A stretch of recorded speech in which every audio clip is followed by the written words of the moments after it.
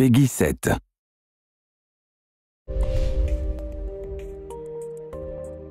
I'm Jordan Fisher from Pwnee Studios, and I work on programming and game design for Cloudberry Kingdom. I'm TJ Lutz, the Vice President of Pwnee Studios, and I'm working on Cloudberry Kingdom. We wanted to make a game that was like a classic platformer that never had to end, so we could just play it forever and, never go back into real life.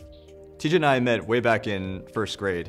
He was sort of a big jock at the time, and I was already a computer geek, but we had this common ground where we would play video games together all the time. Ever since I met Jordan, we've been coming up with silly ideas for games.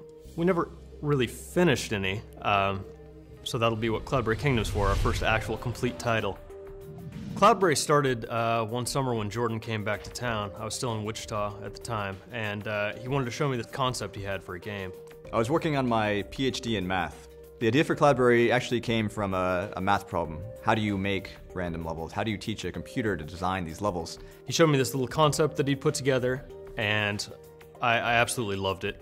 The art was all done by Jordan, and he can't draw, so we had a stick man, but the gameplay was fantastic.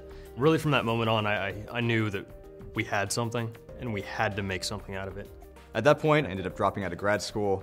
I moved back to Kansas, into my mom's basement. TJ moved in as well. It was kind of awkward. And we started working on really polishing up this demo, getting it ready for a competition that Microsoft was holding called Dream Build Play. We ended up placing 10th in the competition, which, we were excited about, but it wasn't first. We were a little bit lost. We didn't know how to get the game published. We didn't know where to take it. So we really just ended up shelving it for about a year. Jordan went off to complete his degree. I went off to get more money because we ran out on the first try. I finished my PhD and I got a job out in New York, but it really just wasn't what I wanted to do with my life. And the sort of turning point was one day when I just told him I was quitting and really just started working full-time on Cloudberry.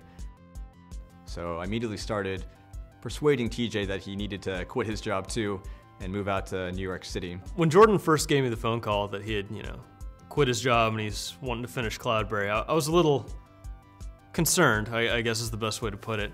So it took a couple months of convincing, but I finally got him to sell everything and put all of his money into the company. At this point, we'd been working on the game for almost 3 years, but we decided to draw it out a little bit more and redo everything. The mechanics of the game were just gorgeous, but when it came to the art and the overall packaging, it wasn't ready. So we ended up turning to Kickstarter. We got a lot of positive feedback. A lot of people seemed to really enjoy the game. So we brought on a really amazing art studio, Tiger Hair Studios. That's when our support really exploded for Cloudberry. And we took the game out to E3 once we were happy with it, and Ubisoft saw it and was really excited about it. We partnered up, and they've been helping us get distribution deals and all sorts of stuff ever since. Ubisoft has been really accommodating in terms of letting us stay indie and have complete control over our IP and game design, while at the same time really helping us focus on marketing and distribution and all those things that as indies we just don't have the expertise and manpower to take care of on our own. When I started working full-time on Cloudberry, I knew I needed a lot of help. We met Michael, who's our biz guy, and he really just started trailblazing for us. Me and my friends used to daydream about making games and testing games. So when I met Jordan and the opportunity arose, I jumped on it. There have been 2 programmers working on the project, me and Ole Kozhushnyan. We can't actually say his name, but it's something Russian. Making games is all I've ever wanted to do. It's one of the main reasons why I got into programming in the first place. It's almost impossible to make a game on your own, and it's just so much more rewarding to work with a great team to bring your game to life. TJ and I have been working on this game for 4 years together. We're business partners, we've put all of our money together. At this point, we're living together in some guy's basement. Really, we spend every waking minute together. But still, it's really great to have your best friend working on this project and just covering your back whenever you're messing up. Without Jordan, really, there's no way I would even be here. I'd still probably be working construction and hating being in Kansas. What I'm really excited about is seeing how far human players can go. We can see the computer beat really crazy levels, but I really want to know how far will Cloudberry push gamers? It draws people in that aren't really even gamers. There's some sort of hypnotic quality to it, and people just kind of gravitate towards it, and it's really exciting for me to see. I would make a game again in a heartbeat.